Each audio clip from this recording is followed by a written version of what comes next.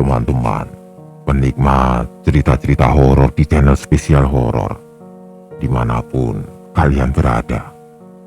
Kali ini, Mimin akan membawakan sebuah cerita horor dari akun Twitter @hororpsikologis yang berjudul Pasar Malam. Buat kalian yang sudah tidak sabar, langsung saja selamat menyimak kalau kalian masih berani.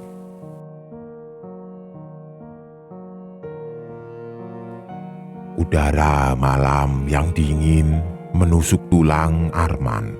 Lelaki itu merapatkan jaketnya sembari terus menatap keluar jendela mobil. Lampu jalan yang remang-remang hanya samar-samar menerangi jalanan aspal yang mereka lalui. Jam di dashboard mobil menunjukkan pukul 23 malam. Lelah perjalanan dinas selama 2 hari membuatnya tidak henti menguap.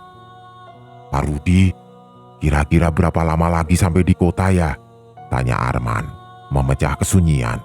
Pak Rudi, supir kantor yang sudah berumur itu, melirik sekilas ke arah Arman lewat kaca spion. "Kira-kira 2 jam lagi, Mas Arman.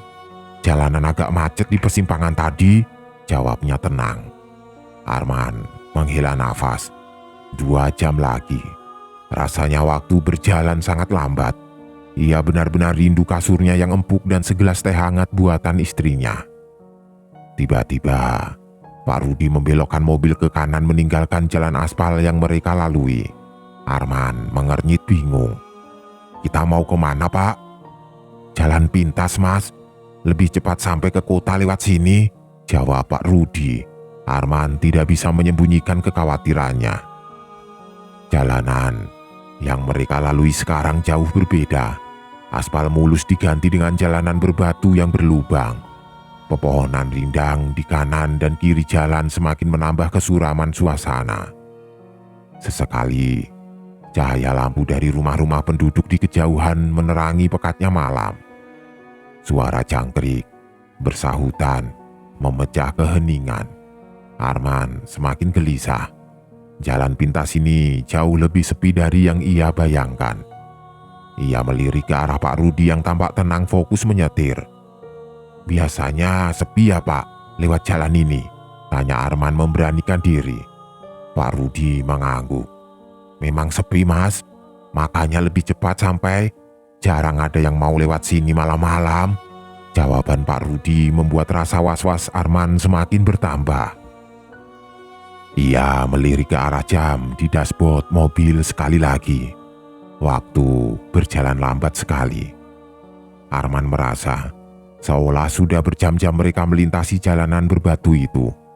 Tiba-tiba, di kejauhan, Arman melihat kerlap-kerlip cahaya warna-warni. Ia menyipitkan matanya memastikan apa yang dilihatnya. Cahaya itu semakin jelas. Ada biang lala yang berputar dengan lampu-lampu warna-warni yang berkedip. Ia juga melihat bayangan tenda-tenda yang berdiri berjejeran. "Pak Rudi, lihat di depan, ada pasar malam," seru Arman takjub. Pak Rudi mengerutkan kening. "Mana, Mas? Saya tidak melihat apa-apa." Arman menunjuk ke arah cahaya. "Di sana, Pak. Itu pasar malam kan?" Pak Rudi terus fokus ke jalanan. "Mungkin itu rumah warga yang banyak lampu hiasnya, Mas. Tidak ada pasar malam di sekitar sini." "Tapi jelas sekali itu pasar malam, Pak. Ada biang lala, tenda-tenda, dan banyak lampu," bantah Arman. Perdebatan singkat itu tidak kunjung menemui titik terang.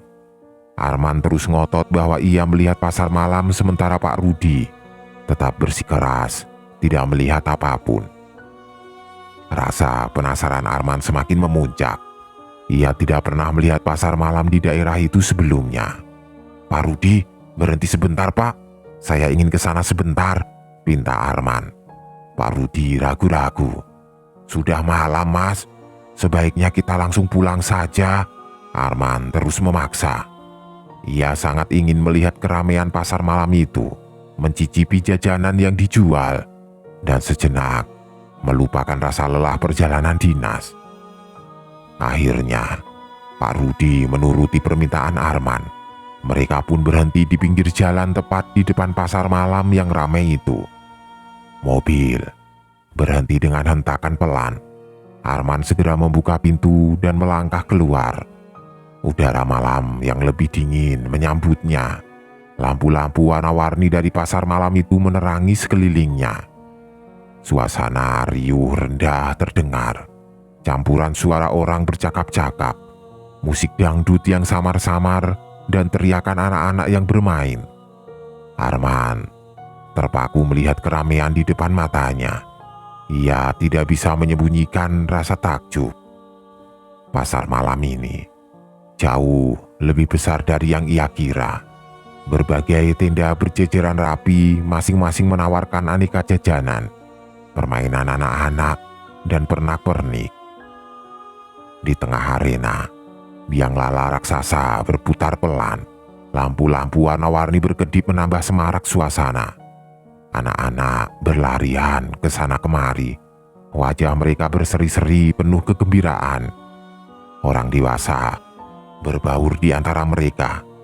Ada yang asik mengobrol, ada yang sibuk membeli penganan. Ada juga yang menemani anak-anaknya bermain. Arman melangkah masuk ke dalam area pasar malam itu. Aroma khas makanan yang digoreng memenuhi udara. Ia berjalan melewati tenda-tenda, mengamati barang-barang yang dijual. Ada penjual cilok, martabak manis, es campur, mainan anak-anak seperti balon dan permen kapas, hingga berbagai pernak-pernik seperti gelang dan gantungan kunci. Namun, di tengah keramaian itu, Arman merasakan kejanggalan yang tidak bisa ia jelaskan. Orang-orang yang ia lihat tampak pucat pasi. Wajah mereka seolah tidak memiliki ekspresi. Meskipun riuh rendah suara bergema di sekitarnya, Arman merasakan keheningan yang mencekam.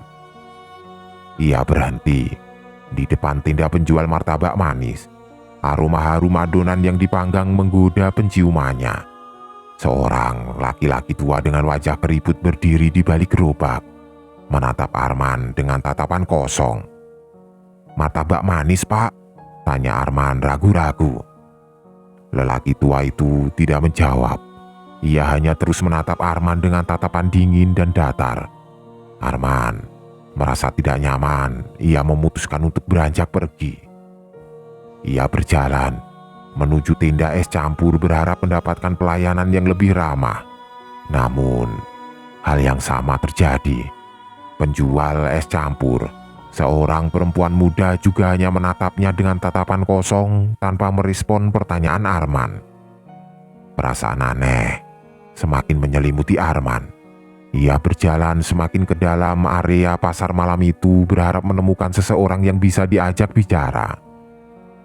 Matanya tertuju pada seorang anak kecil yang sendirian duduk di dekat biang lala. Anak itu tampak berusia sekitar 7 tahun. Ia mengenakan baju koko putih, celana sarung. Arman mendekati anak itu dan berjongkok di depannya. "Adik sendirian? Tersesat ya?"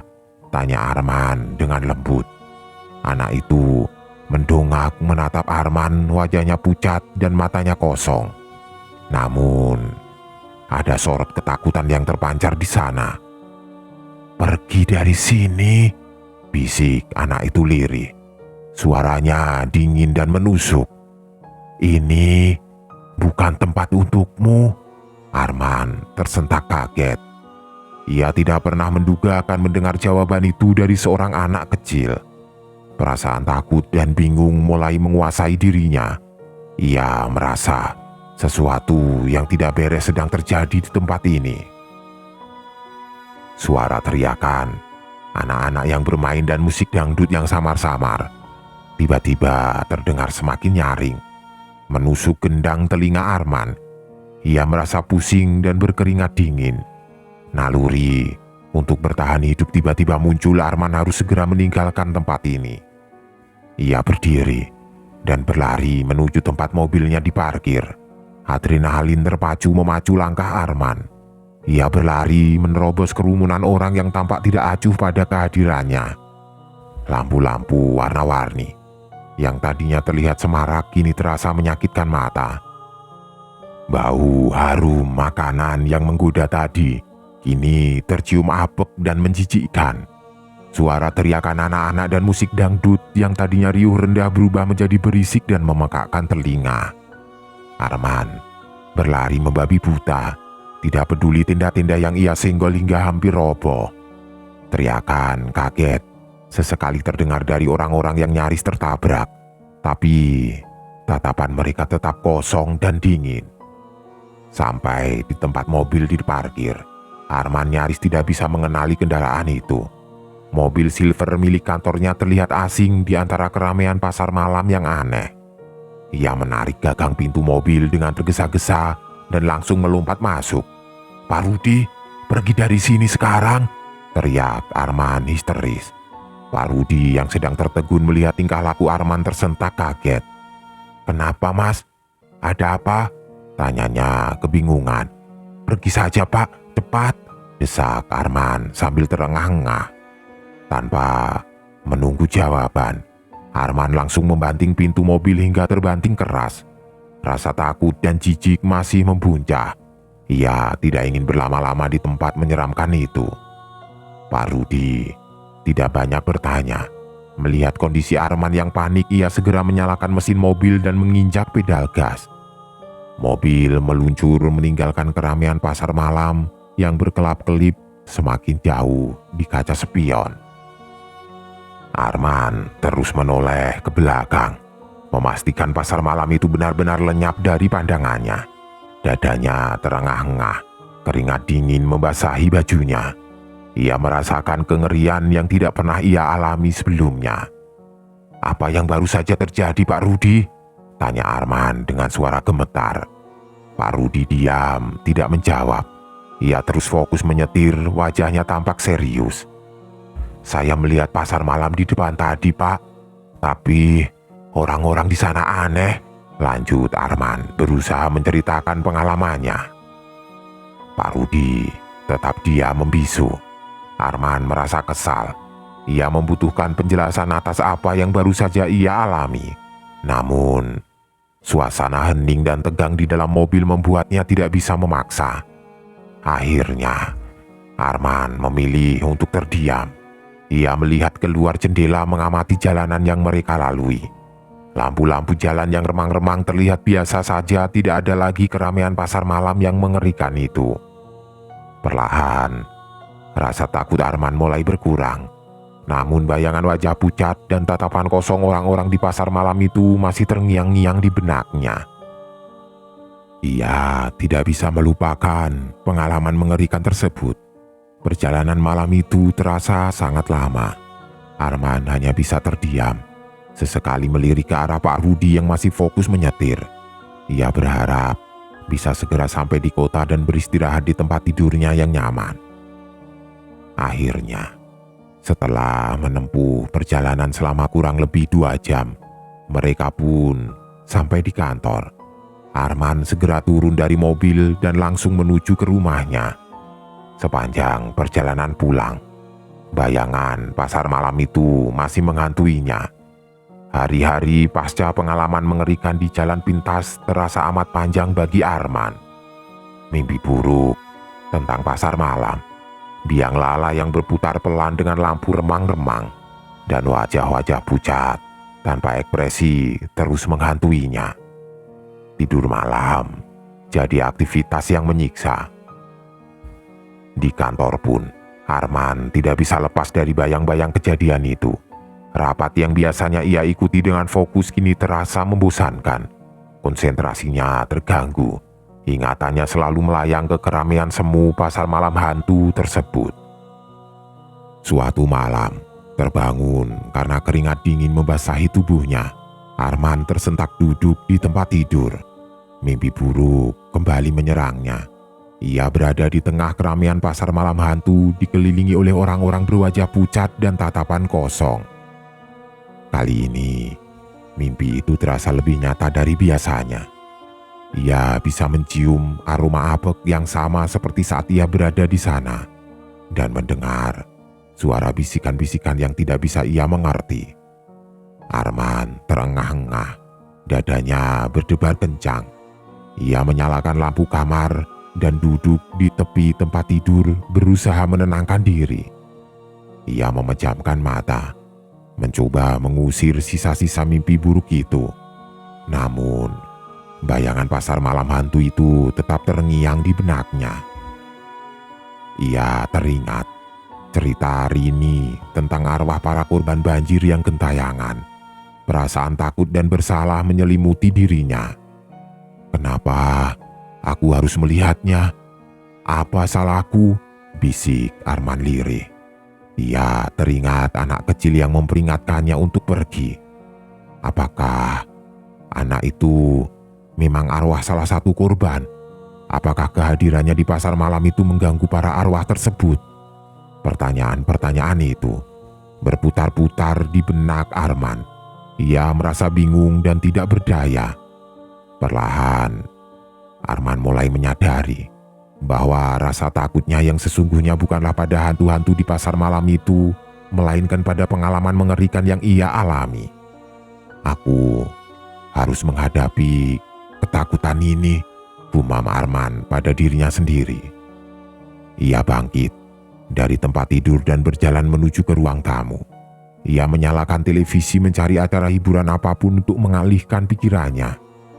Cahaya televisi yang terang dan suara-suara yang keluar dari speaker sedikit membantunya merasa lebih tenang. Ia duduk di sofa sambil memejamkan mata, mencoba untuk beristirahat meski belum bisa tidur. Malam itu terasa sangat lama. Arman terus berjuang melawan rasa takut dan mimpi buruk yang terus menghantuinya. Hari-hari berikutnya, Arman berusaha untuk menjalani hidupnya seperti biasa.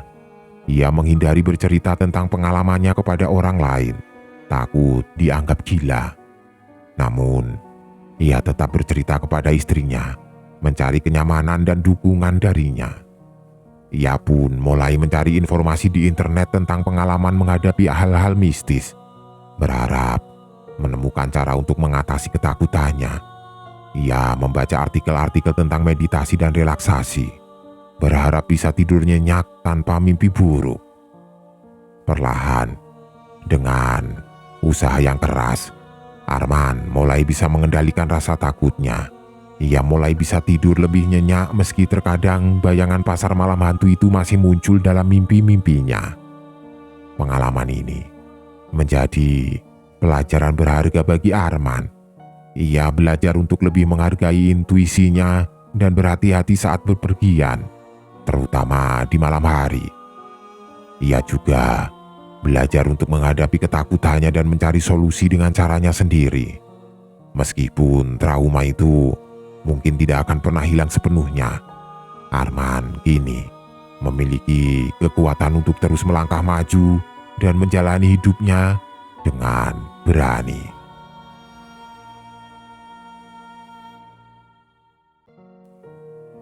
Namaku Iwan, seorang mahasiswa. Udara sore itu lembab dan pengap. Langit kota yang tadinya cerah perlahan berubah kelabu dan gumpalan awan hitam mulai menggelayut. Aku dan Wulan, sahabatku sejak SMA, baru saja selesai bermain game konsol di rumah Arif, teman kami kuliah. Suara tawa dan canda kami perlahan meredup seiring dengan rintik-rintik hujan yang mulai berjatuhan. Awalnya hanya gerimis tipis-tipis, namun tidak butuh waktu lama hujan pun turun dengan derasnya. "Waduh, hujan deras banget nih," celetuk Arif sambil melihat keluar jendela. Aku melirik ke arah jam dinding di ruang tamu. Pukul 5:30 sore. "Wah, sudah mau jam maghrib saja," kataku sambil merapikan tas ransel. Baju kami sudah basah kuyup, celana jeans pun lengket menempel di betis. Kuliah sore yang tadinya menyenangkan berubah menjadi perjalanan pulang yang kuyup dan menggigilkan. "Kita sholat maghrib di mana ini?" Tanya Wulan sambil membenarkan helm pinknya yang dipenuhi titik-titik air hujan. Kampusku tidak jauh dari rumah Arif. Jaraknya hanya sekitar 15 menit perjalanan menggunakan motor. Biasanya, aku dan Wulan akan sholat maghrib di masjid kampus jika hari sudah mulai gelap. "Sholat di kampus saja kayaknya," jawabku. "Lagian, hujan seperti ini mendingan nunggu reda dulu di sana." Wulan mengangguk setuju. Membonceng motor di tengah hujan deras bukanlah ide yang menyenangkan. Sekalian ngadem di masjid biar baju agak kering, tambahnya sambil terkekeh. Arif pun tidak keberatan. Kami berpamitan dengannya dan berjalan menuju parkiran motor yang berada di samping rumahnya. Aku menyalakan mesin motorku.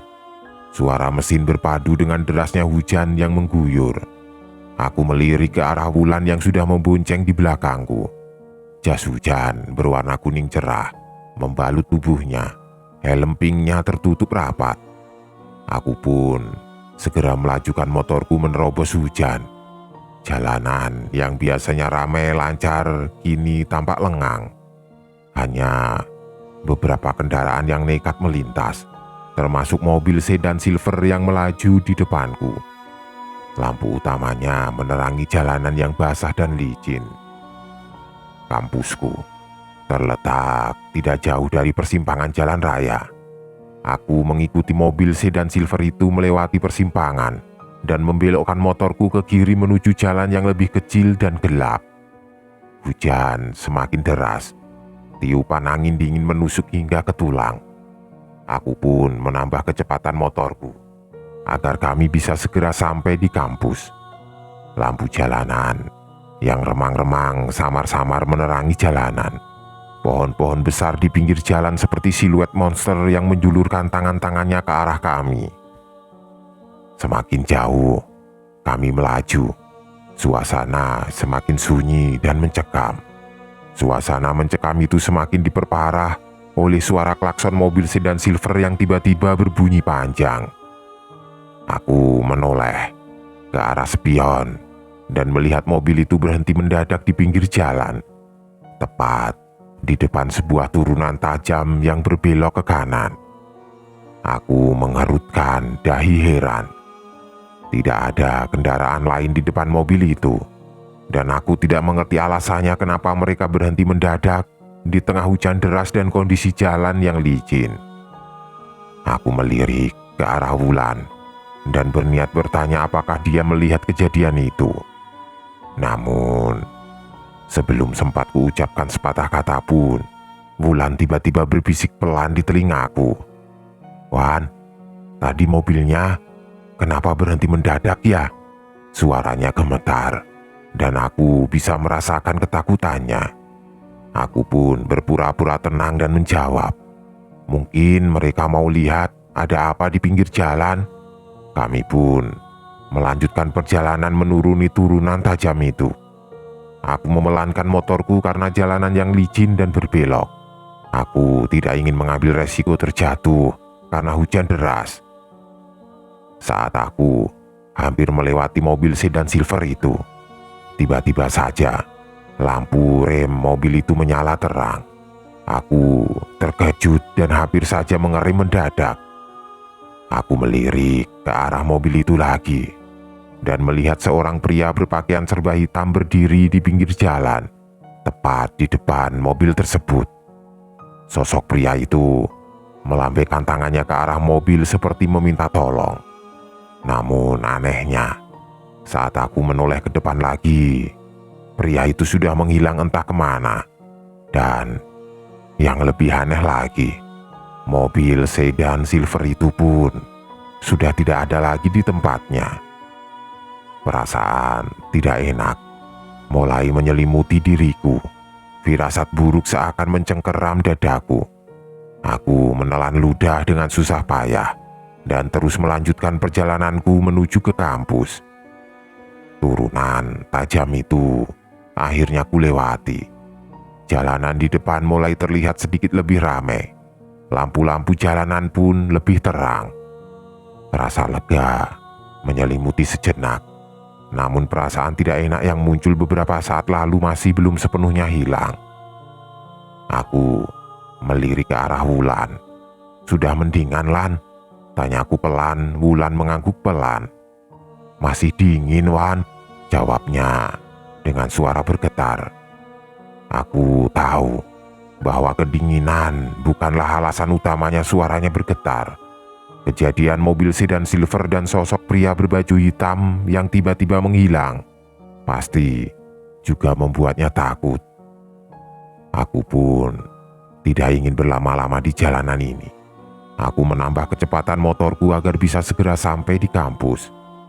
Sekitar 300 meter lagi, aku melihat ada sebuah tempat sampah yang terbuat dari beton berada di pinggir jalan. Lampu jalanan tepat di atas tempat sampah itu remang-remang, sehingga area di sekitarnya tampak lebih gelap. Saat aku hampir melewati tempat sampah itu, secara tidak sengaja mataku menangkap sosok putih yang berdiri di pinggir jalan, tepat di depan tempat sampah tersebut. Jantungku berdetak kencang. Awalnya aku tidak yakin dengan apa yang aku lihat.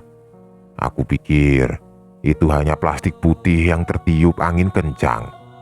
Namun, saat aku memfokuskan pandangan ke arah sosok itu, rasa penasaran bercampur takut semakin menjadi.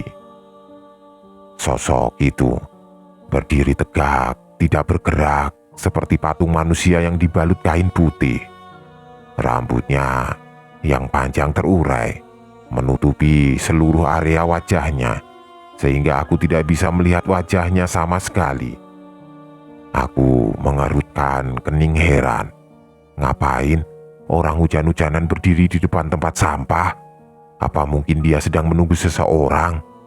Pikiran konyol itu seketika lenyap saat aku merasakan hawa dingin yang menusuk tulang tiba-tiba menyeruak di sekelilingku. Bulu kuduku meremang seketika.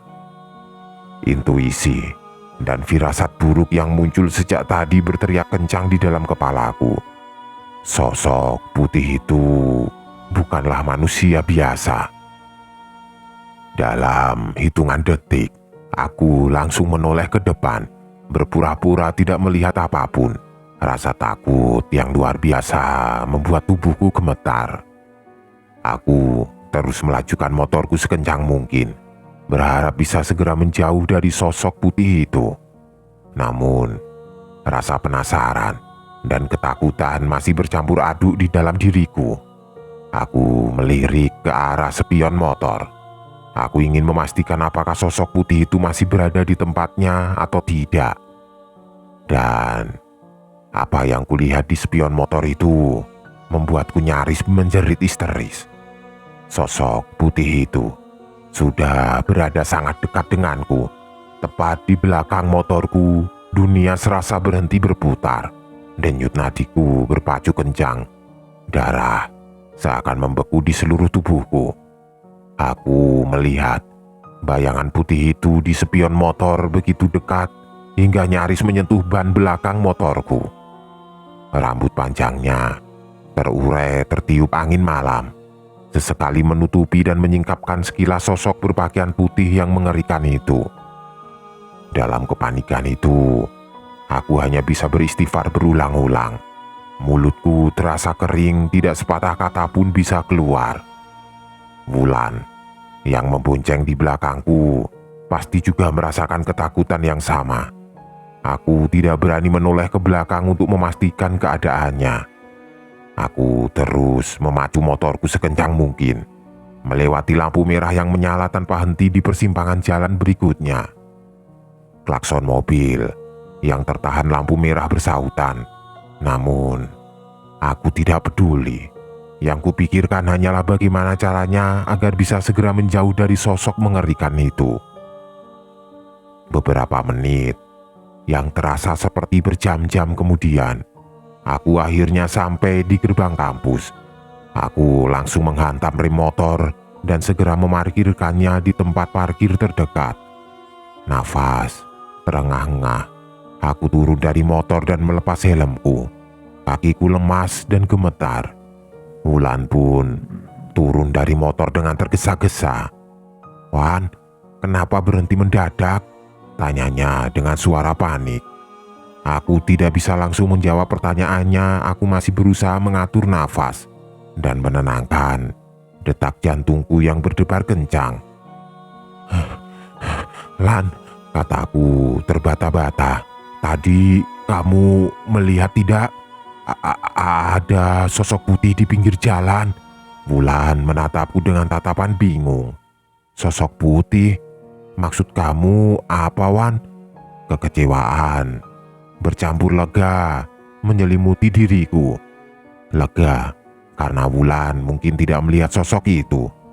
Kecewa karena aku tidak bisa langsung menceritakan apa yang baru saja aku lihat. Tidak ada," jawabku menggelengkan kepala. "Mungkin aku saja kali ya yang melihat." Wulan mengerutkan kening. "Kamu kenapa sih, Wan? Kok seperti pucat begitu?" Aku menghela nafas panjang. "Tidak apa-apa, Lan. Cuma kaget saja tadi, hampir nabrak mobil." Bohongku. Aku tidak ingin membuatnya ketakutan dengan menceritakan apa yang baru saja aku lihat. Lagi pula, aku sendiri tidak yakin apakah Wulan akan mempercayaiku atau tidak. Kami pun bergegas menuju masjid kampus untuk sholat maghrib dan berteduh dari hujan. Sepanjang perjalanan ke masjid, bayangan sosok putih itu terus terbayang di benakku. Aku terus bertanya-tanya, apakah itu benar-benar kuntilanak atau hanya halusinasi akibat ketakutan dan kelelahan? Setelah sholat maghrib, rasa takut perlahan mulai mereda, tergantikan oleh rasa penasaran yang menggelitik. Aku tidak bisa terus membohongi diriku sendiri. Aku ingin tahu, apakah sosok putih yang kulihat tadi benar-benar kuntilanak atau hanya imajinasiku karena lelah dan ketakutan. Namun aku juga tidak berani menceritakannya kepada Wulan secara langsung. Takut membuatnya ketakutan atau bahkan ditertawakan.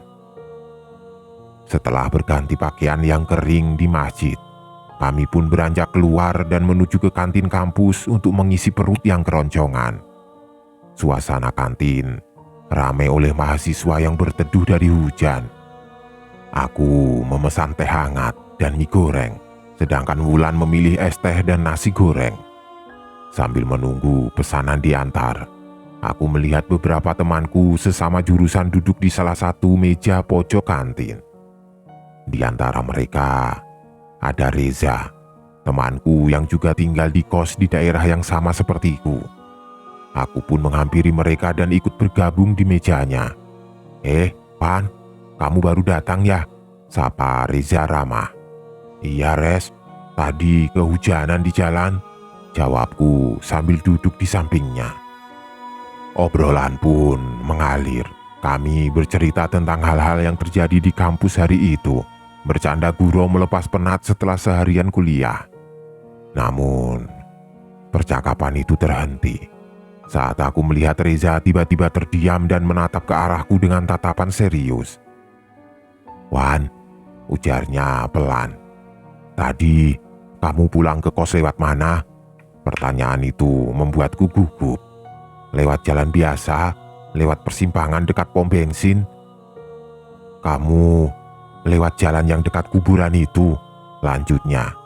Naluriku mengatakan bahwa Reza pasti mengetahui sesuatu. Aku pun mengangguk pelan. "Kenapa kamu tanya soal itu, Res?" Reza menghela nafas panjang.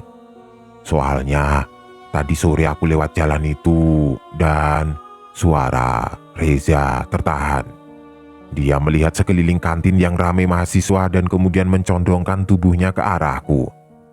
Aku melihat sosok putih berdiri di pinggir jalan, persis di depan tempat sampah yang dekat tikungan itu, bisiknya pelan.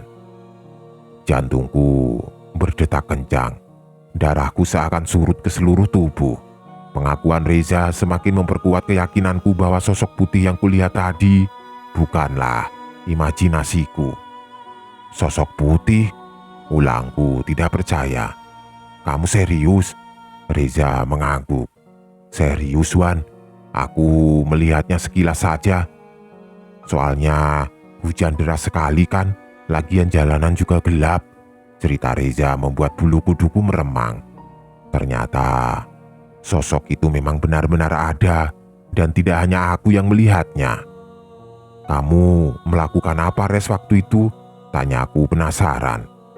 Tidak melakukan apa-apa, langsung ngebut saja motornya, jawab Reza. Takut, soalnya banyak cerita yang tidak-tidak tentang tempat itu. Rasa takut yang tadi sempat mereda kini kembali menyeruak. Cerita Reza tentang sosok putih dan tempat yang dikenal angker itu membuatku trauma. Setelah itu, aku tidak banyak bicara lagi. Aku hanya terus menyesap teh hangatku yang sudah mulai dingin. Pikiran penuh dengan bayangan sosok putih yang mengerikan itu. Hujan yang tidak kunjung reda membuat kami terpaksa bermalam di masjid kampus. Bulan menginap di salah satu asrama mahasiswi, sedangkan aku terpaksa tidur di musola pria masjid kampus. Sepanjang malam, aku tidak bisa memejamkan mata. Bayangan sosok putih itu terus menghantuiku. Pengalaman mengerikan malam itu meninggalkan trauma yang mendalam.